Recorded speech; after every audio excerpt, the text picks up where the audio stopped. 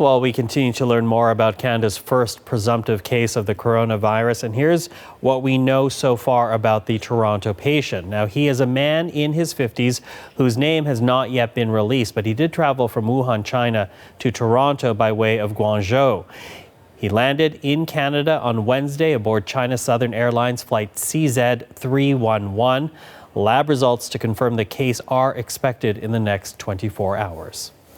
Well, the first presumed case in Canada is underlining some of the weaknesses in the system. And earlier, I did speak with Dr. Peter Lin, our CBC News medical contributor, and he pointed out what has and what has not worked so far. So there's a couple of situations where the ideal case, this is the ideal case. So at the port where they're getting onto the plane, they should have been screened already. So in other words, if they're ill, they shouldn't have been on the plane. Now, obviously, if I was stuck there or you were stuck there, I would just tell nobody. I just want to get on a plane, get home. So therefore, that failed. Person's now on the flight is now kind of sick on the plane, but obviously the stewardess didn't notice because otherwise they would have flagged them at that point. So that failed. And then now coming off of the plane, there's a screening kind of questionnaire. There's like a poster that says, if you're ill, please report. And so that should have been picked up at the terminal side. And that failed. So in other words, the person went on. Having said that, thankfully, the portion after that was quite simple. It was just his family and a private car that he was exposed to. So he didn't go into a subway or anything like that. And the fact that he got quite ill the next day and then used 911 to come in, from that point forward, it was quite good.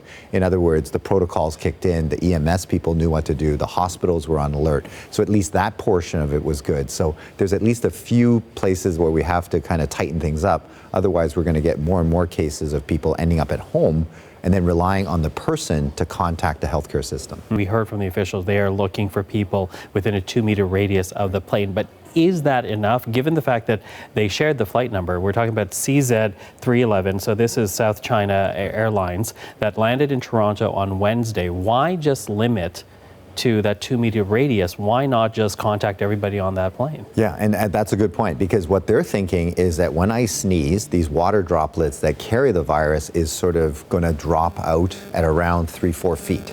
And so that's why they've got this 2-meter radius. But if you think about it, I sneeze, it goes onto the chair, and then somebody walking to the bathroom touches the top of the chair, they've got it on their hand now, and now I've transmitted it elsewhere. So I think they're thinking more like in a perfect world, I sneeze and I'm just sitting there, nobody touches anything. But I think in a practical sense, I think the whole plane should be alerted. And so that's why this is the first time that we've heard the flight number. I would be nice to be able to know the seat number, then that way the people immediately around there could contact. So right now they're doing contact tracing, which may be difficult. They land in Toronto and they get on another flight to go to Kelowna, for example. So now we might be having some difficulty. Whereas if we had a central spot where people can call in that was on that flight, it would just make finding these people a whole lot easier.